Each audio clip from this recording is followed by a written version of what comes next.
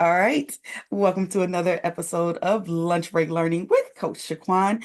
Thank you so much for joining. Again, I just mentioned to the ladies who are inside the break room, hey, thank you for giving me grace and being patient as I got things set up here. And thank you to those that are joining here on Instagram. Uh, Lunch break learning is this concept where we are so busy and people have said like, I want to work on me. I'm trying to work on me and all this stuff. And it's like, okay, so guess what? I'm giving you the opportunity to take a break from work to work on you. So the topics are absolutely spirit led, right? I will be like, Lord, what am I supposed to talk about today? What am I supposed to talk about this week? And so the conversations begin to drop and come into me. And this particular topic, friendships over 40 and 50's, right? What does that look like and how they can be kind of challenging as we get older in age. And so for those that may be new to me, hey y'all, thank you for joining. My name is Coach Shaquan and I study how people communicate, connect, and show up in personal and professional relationships. My company is called PRT Coaching Services, and I don't think I've ever said this before. So, hey, PRT Coaching Services, we are a life, relationship, and leadership expert firm where we specialize in self-awareness strategies and mindset tools to help people reduce stress and reduce fears and self-doubts so that they can really focus on being their authentic selves in their personal and professional relationships. And so, friendships is a topic that is very near and dear to my heart because I have that one thing that people say, okay, what's something rare or unique about you? I had my first friend when I was 8 days old. Okay, 8 days old, and our moms they lived on the block together. Our moms were pregnant at the same time, and it was kind of like this thing, who's going to deliver first? And in true fashion, your girl came first, yes. And so I don't, my friend usually joins, so if she gets on, she'll get a kick out of this because I do tease her because yes, I did come first. And so I really think that set the tone, honestly, for me being able to really engage and gain friendships and have and build relationships. It's my thing. I have a knack for it. I used that in the newsletter the other day. I was like, I haven't used the word knack in so long. And I do. I have a knack for friendships. And so over the years, I've been able to cultivate relationships and friendships. And I know people really are, you kind of start being like, okay, I can't use the word friend too loosely. So just think about it. Because some of these will be journal prompts for you. So when you think about the word friendship or when you think about friends, what are some qualities that define or describe friendship for you? Okay. Think about some qualities or some words that define friendship for you. And if you would please use the chat, or if you're here watching on Instagram, use the comment for me. What are some words that define friendship for you?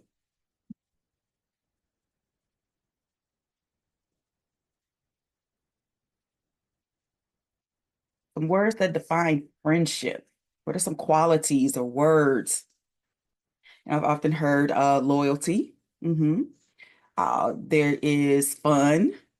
There's sisterhood. See here in the break room, there's dependable. We're seeing encourager, loyal, considerate. Again, if you're watch or listening to the replay on this, you can jot these things down. I see supportive, non-judgmental, reciprocal, supportive came up again. So we have an idea of what we consider a friend to be. And so there are often times when we begin to create these perceptions, right? Our ideas of what a friend is. And the older we get, or more seasoned, in our 40's and 50's, or for those that are on their way to their 40's, friendships change. Okay.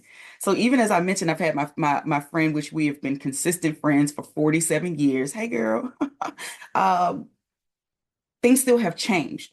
And so when we start looking at the quality of friendships and how we are able to connect with other women specifically as the older we get, I want to break down today, are your friendships in your 40's and 50's, are they in an evolution stage? Are they evolving or are they non-existent? Okay. So let's really talk about the shifting nature of friendships because as we age and our priorities change and you've got your careers or your jobs and your families, your own personal development, the natural shift happens. But we don't always see it as natural because there could be someone that you were friends with and then something happens It's not discussed, right? There's no communication about it. And you just look up and y'all aren't talking anymore. Or there's the connection is no longer there. Like you don't have those similarities in there. And so, really watching the interactions that used to be deep, that are more surface level, really finding those ways to have meaningful connections. For some people, it becomes very valuable and on a high level, and then other times we just kind of say it is what it is. So, the first thing that we're going to talk about is the difference between the quality and quantity of friendships.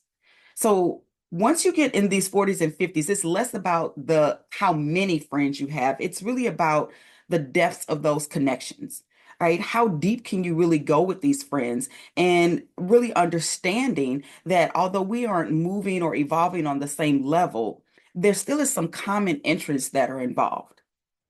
But what happens when those friendships that you've had for years, potentially from high school or college or any area that, of your life that you've been on, they seem to fade. And so where you had where quality was most important, quantity may not have been as important. Now the quality is gone, right? That connection is gone. And so, how do you really tap back into that to build those relationships? Well, we've got to start looking at ourselves first, okay? Because in order to have a good friend, you got to be a good friend. So, these words that we talked about dependable, loyal, considerate, supportive, being an encourager. Here's a journal prompt. When you think about the words that describe a friend, how close are you to being that friend to yourself? Are you dependable? Right? Can you depend on you? Can you depend on you to show up and to honor your word? You talk about encourager. How are you encouraging yourself? We talk about non-judgmental, right? What are some of the things that you say to yourself that could be in that very catabolic space, that very draining, destructive, fear-based space? Supportive. How are you supporting yourself? Right? Again, in order to attract friends when we're in our 40s and 50s, to maintain and develop and really have the quality, we must begin to look at ourselves first. So, on a scale of 1 to 5, 5 being the highest, here's a journal prompt. On a scale of 1 to 5, 5 being the highest, how well or how good of a friend to you are you to you? Okay, let me say that again. On a scale of 1 to 5, 5 being the highest, how good, and good is subjective, how you determine good, right? When you think about the qualities of your friendship, how good of a friend are you to you? Oh, now we got to think about that. Mm, yeah, we got to think about that. How good of a friend am I to myself? We have someone here in the break room that says it's a 3. Yeah, kind of falling right there in the middle. Yeah. Because sometimes we can be good, we can be on board, right? We hyping ourselves up. Y'all remember Issa Rae on Insecure, right? We Issa Rae in ourselves and like we hyping ourselves up, and then sometimes we go to the box. We've talked about the box before. The box is that lower level of energy, the lowest level of catabolic energy, the draining, destructive, fear-based place we go. We self-sabotage here, we self-doubt, we play small, right? We find ourselves really functioning within the dysfunction of our own belief system. And then we wonder why no one's checking on us, why no one is helping us like we help them. So, how can you attract the type of people that you're looking for to support you and to encourage you and to be dependable if you are not available for yourself? So part of that reason that comes into place is why you aren't a good friend is that there's this lack of effort to stay connected, right? There's a lack of effort to stay connected. Well, we look at other people and it's like, well, why aren't we doing this, right? It depends. You've had some people that had children very early, right? I'm thinking about people that I know that had kids in high school, that their kids are in their 30s now. They have grandkids, right? The grandkids. And so that's different from me. I still have at the time of this recording, I still have school age children. So the connection will not necessarily be there. And sometimes the effort is different because there is a difference, again, in the stages of life that you're in. So if you aren't available, if you're not initiating contact, if you're only engaging with friends when it's convenient for you, then you may not be as good of a friend as you think you are, or that you are asking someone else to be. So here's another thing that you may not be a good friend. And again, good is subjective. But again, I asked, what are the qualities that you would describe as being a friend? And again, I'm repeating these. There were some supportive and encourager and non-judgmental and dependable, right? So really think about that in terms of how you see yourself. And so not being able to offer emotional support. Now, this is a big one, okay? Not being able to offer emotional support. Because when in times of turmoil and grief, and when people are challenged and when they're struggling, sometimes it's very hard to offer emotional support to your strong friends. Okay, can we talk about the strong friends? Do we have any strong friends out here? Hello, anybody? Raise a hand. Anybody a strong friend? Come on, come to the front. We're about to talk to you for a minute. And I just want to acknowledge that my first and forever friend has joined us here on Instagram. Hey, girl, hey. So before you joined, I had told everybody how we met. It was 8 days old and how I came first. Yes. Okay. 8 days apart. 8 days apart. Okay. Hey, love you, girl. So again, the question was strong friends. So I'm seeing people raise their hands here, like, yes. Someone even she said I was a bully. That is not today's subject. Let me clutch my pearls. Okay. That's another subject for another day. Why you gotta be telling people all the business? I was a bully. We'll talk about that later though. We're talking about strong friends right now. So strong friends. So I see some raised hands here. And someone says in the break room says, I'm unsubscribing from being the strong friend. Yes, take me off a payroll, honey. Right? But guess what? The reason you were able or how you became the strong friend is because you labeled that. You put that into the core and the characteristic of who you are as a friend. See, oftentimes when we are the helper, healer, fixer, which, okay, you know what I'm gonna do? I'm gonna go back and is this advertising? Y'all got to go back and watch another episode of Lunch Break Learning with Coach Shaquan. We talk about the helper, healer, fixer. Okay. So when you're the helper, healer, fixer, right, you want to show that you are valuable and that you are dependable and that you are there for other people. And so it does make it seem as if you're the strong friend. You're the one that everyone can rely on. You're the one that can come up with all the solutions. And, sometimes, and we had some private conversation in the break room last week, sometimes it's birth order. Sometimes you can be the oldest sibling and people rely in your family, your siblings or your parents or your extended family rely on you to be the one that comes up with the ideas, the ones that can fix it, the ones that they know are going to get it done. So how can you then be able to offer emotional support and really be there for other people when you don't have that same capacity and that same energy to do the things for yourself? And so we do look at other people and say, well, why won't they do it for me? Because you're always going to get it done.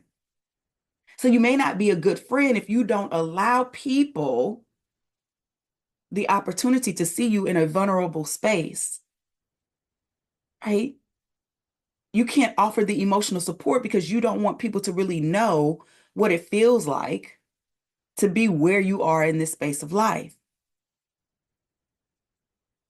Now, let me go ahead and say this. I am not the oldest child. I am the second born. I am the baby. I am the poster for everything that you were thinking about your younger siblings. Okay. You know, that one younger sibling, that one, I am she. Okay. Or was. Or, I mean, I don't know. Depends. I hope my sister's not on here because she would tell the truth. But the point is that we become this space of desiring these friendships and wanting more from other people when I'm gonna get to that comment in a second. When we desire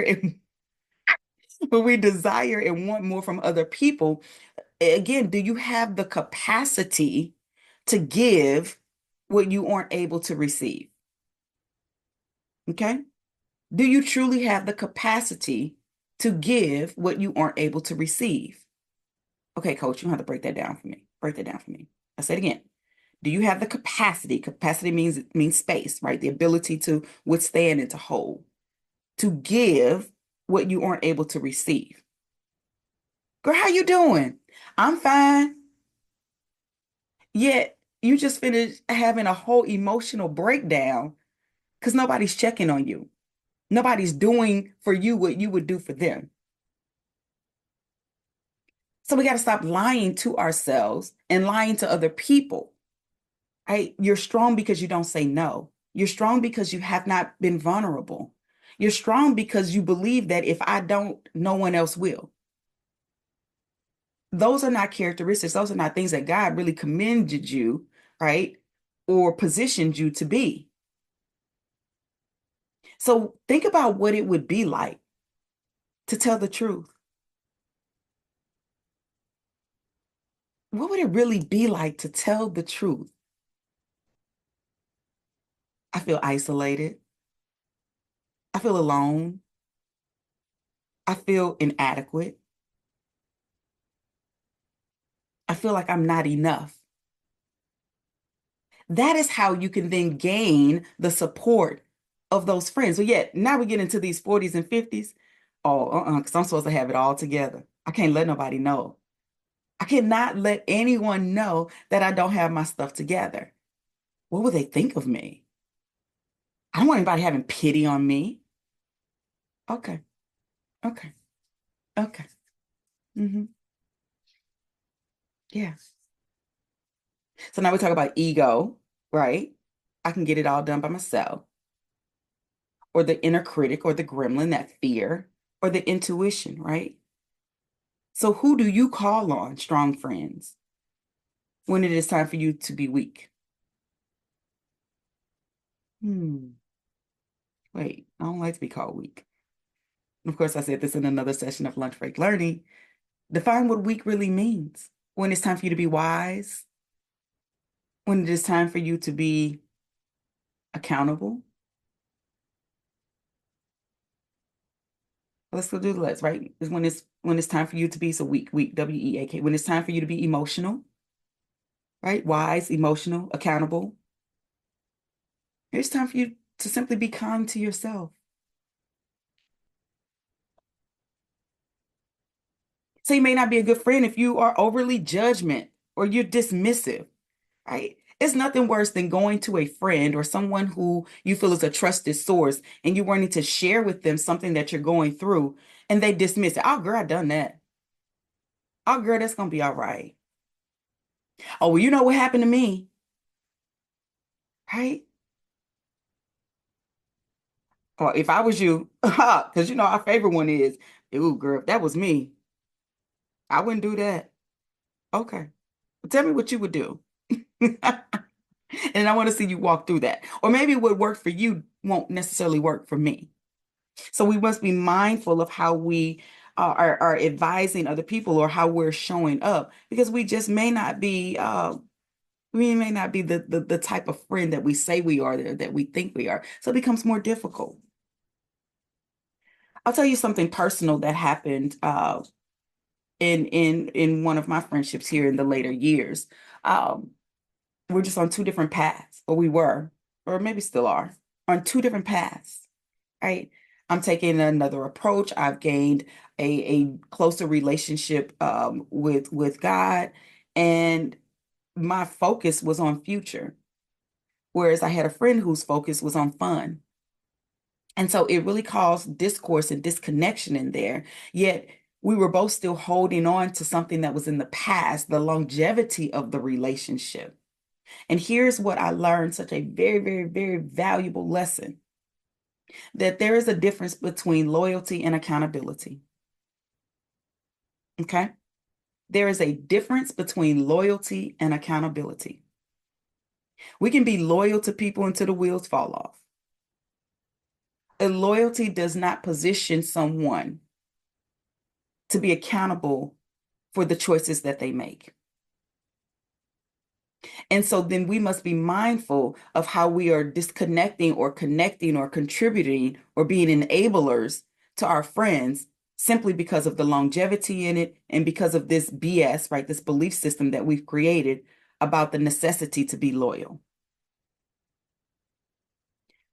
Okay. Longevity is not the same as accountability. And if you are a friend or a person that may be feeling disconnected, right? The quantity and the quality have decreased as you're getting into your 40s and your 50s. Then again, this is a reflection time. Am I looking for someone that's going to be loyal, be a yes friend, or it's okay, right? Be a co-signer or someone that's going to truly hold you accountable. And I got to go back to this comment that was put over here because what you're not going to do is talk about the youngest, okay? And over here in the break room, she didn't talk about bless your heart because I said I was the youngest, okay? We're not going to do that. Are we going to do that? Birth order matters. And so even when you're thinking about it in terms of being, so you thought I wasn't going to get, because just wait till we cut this camera off, okay? I got you. So even when we talk about birth order in terms of siblings, there's this again birth order and things that happen in terms of friendships. And so it's very important to look at the holistic of the person and what they've been through and their experiences, because again, we don't arrive at the same space when we're in our 40s and 50s. We just don't. And so here's I would say three common blocks to really building these friendships when we're in our 40s and 50s. Top one, time and priorities. Okay. Again, I mentioned careers and families and personal responsibilities and the own BS that you're struggling to go through, right? There's always a difference between who you were, who you are, and who God has called you to be, or who you desire to be, or who you're working to be. And so we're kind of always on this like little conveyor belt of life and how we are transforming into our next level of selves. And so the priorities might not be there, the time might not be there. And so when you begin to prioritize yourself, okay, over the friendship, which, especially for our strong friends, that hasn't been the case, it can seem like you are being abandoned and you're being left out and people are disconnected. They don't know how to be in relationship with the new version of you. And so it's okay to have priorities. It's okay to put yourself first. It is okay to discontinue a friendship that has run its course. So with time and priorities that are competing factors, some of the things that you can do is to be intentional about your time management. Be intentional about your time management. Really looking at the relationships and saying, okay, is this an anabolic relationship that I really want to invest in? Or is this a catabolic relationship that it is time for me to cut ties with? Okay. And for our new friends that may not know our language, when we talk about anabolic and catabolic, those are terms in energy. See, people talk about energy, I teach about it. And so in terms of energy, in terms of self-awareness, energy is everything you hear, taste, smell, touch, and see. Okay. Those are doing enough. Hear, taste, smell,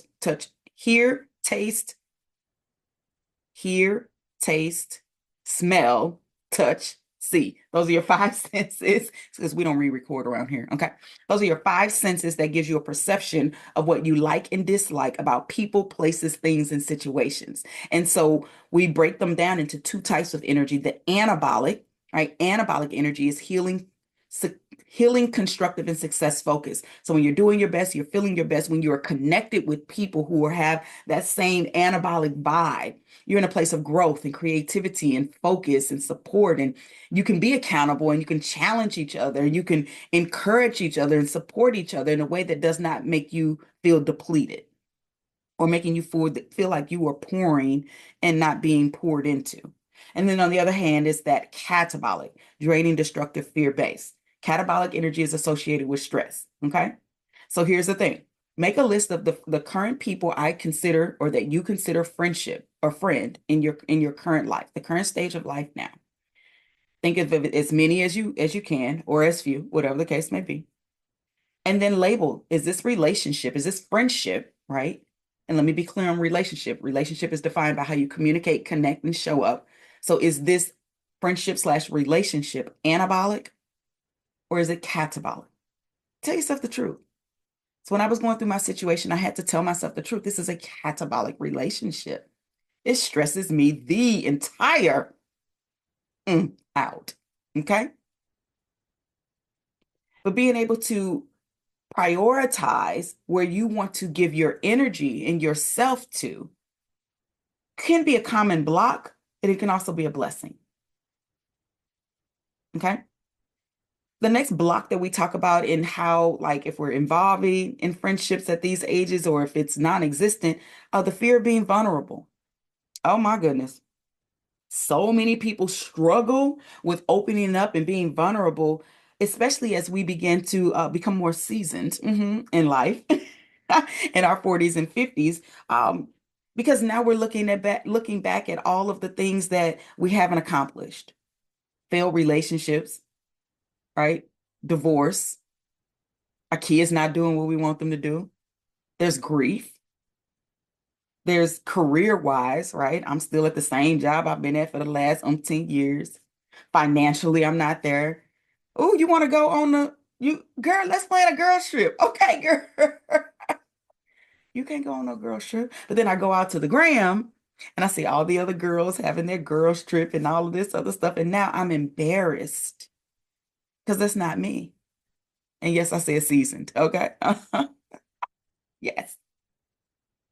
So I'm unable to connect and I'm unable to cultivate and to build and to attract and to maintain friendships as I say I want and I say I need and that I desire in my 40s and 50s because I don't want to be vulnerable. The disappointments, the betrayals from previous relationships. How many of y'all got good work friends? Because I know some of us right here in the break room, we have talked about work friends.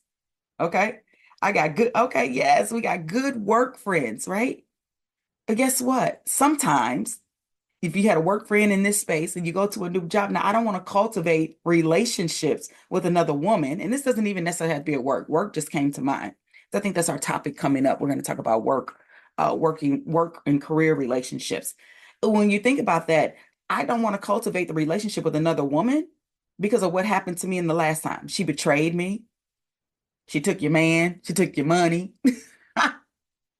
Whatever the case may be, whatever experience you had, whatever trauma is associated to that, that could absolutely be blocking you from having, from the ability to cultivate quality relationships in these 40s and 50s.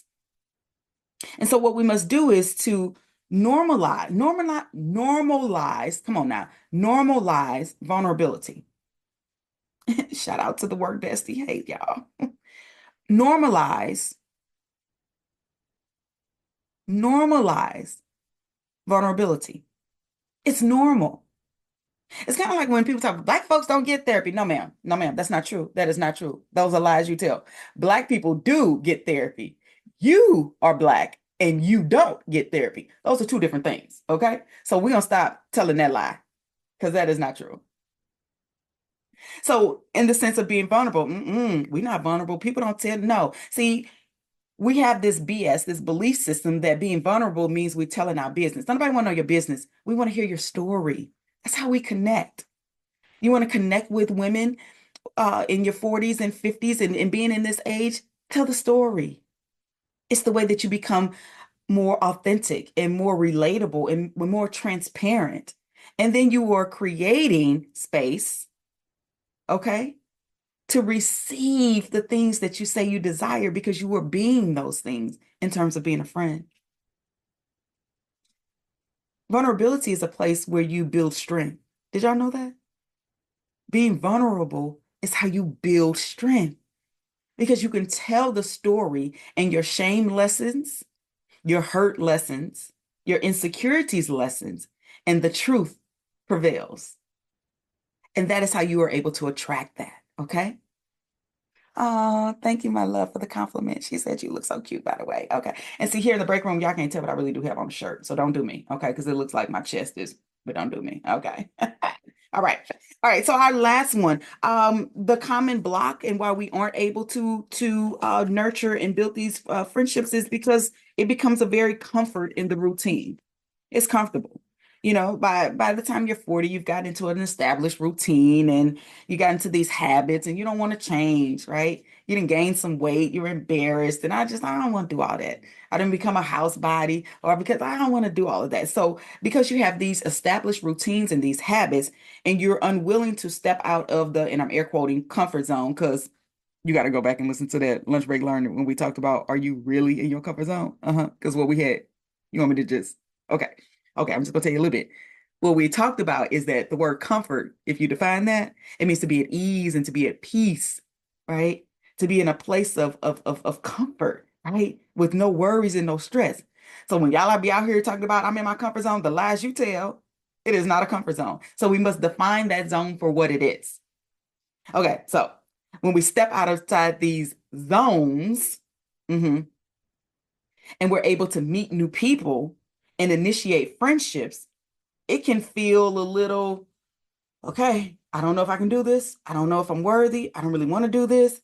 I would rather just stay in my box. I would rather just play small. I would rather wait and see what's happening. I would rather be up at 2 a.m. and searching through Instagram and looking at what everybody else is doing. I would rather judge them, question them. How can they do that? I would rather do all of that than to check my own, I'm snapping, my own BS, my own belief systems that I've created about who I am, the value that I can bring, and how I am worthy of having new activities and going to events that I've not gone to, and being in a place of reconnecting with old friends, right? How often do we really think about reconnecting with old friends? And I'm not talking about the friends that, because I had a friend. I don't know if we're gonna reconnect because it was in high school and she had slept with my boyfriend. I'm not gonna do that. Okay. Yet there are some friends that there was a separation that happened or some things that happened that I honestly wouldn't mind reconnecting with those friends. I hear a funny song on the radio. I hear somebody say something and the memories begin to pop up. Will you be the one who has the courage and the maturity to reach back to that friend? I've done it before and it has worked out great. And we don't have to be BFF and you don't have to do all this. It is cultivating something new. You have transitioned into a new person. You have new experiences, you have new lessons, you have new value to add. So really embrace getting yourself out of the box. Get out of the box. You can have successful and meaningful connections and friendships in your 40s and your 50s. If they are non-existent, then again, you have the responsibility of being what you want. So you walk into that room, you get to be whoever you want to be. I don't want to go to new places. I don't like to do that. Okay. Stay in the box and you'll continue to be in the dark. And when you're in the dark, nothing grows. Except for like mold, the little nasty things, right? We don't want to do that.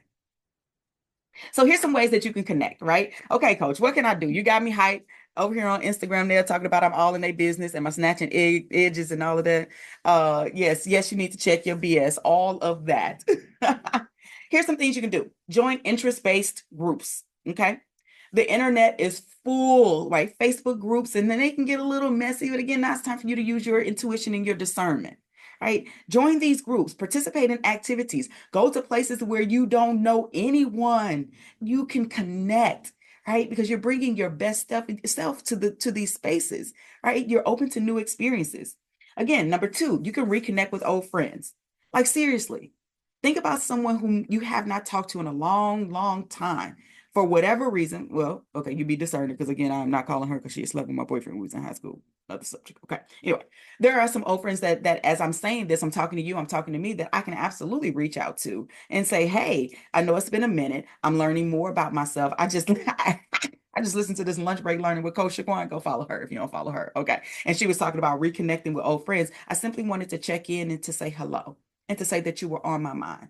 And if you be open to it, maybe we can hop on the phone. Like you ain't got to meet in person to do all of that. You can if you want to, but seriously, just reconnect. You can volunteer. Oh my gosh, you find connectivity through causes and through passions and purposes that you have. So guess what? You the strong friend and anybody checking on you, go volunteer. Go be places where you have the capacity to give and receive. Mm-hmm. So now we start getting to this fourth one, which it says attend networking and social events. They can get a little tricky.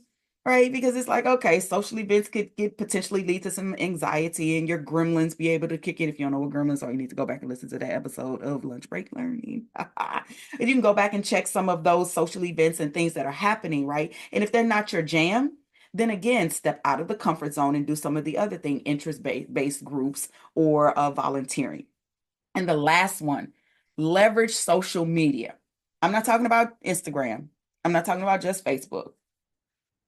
Platforms, again, that truly are not necessarily just free, if you will, like if you come to an Instagram. So there are groups, right? There are communities that they are nominal fees or investments to join. I've seen and join groups that are like $4.99 a month.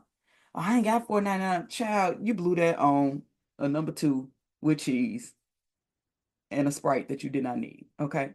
Miss me with that. It's never about the money, which that's another lunch break learning. Okay. So you can join that. There are apps out there. Here are some meetup.com. You heard of that? Again, there's some Facebook groups out there. And there's apps. I have a friend, a really dear friend, who is on Bumble BFF. It is the friendship version of Bumble, of the dating app. And she has met a group of friends. They were strangers, right? They became friends and they've actually met up and they had so much in common. There's no strings attached. They're not looking for to build like this longevity and having that. It's about community. You don't have to be in the box. You don't have to sit back and wait for things to happen.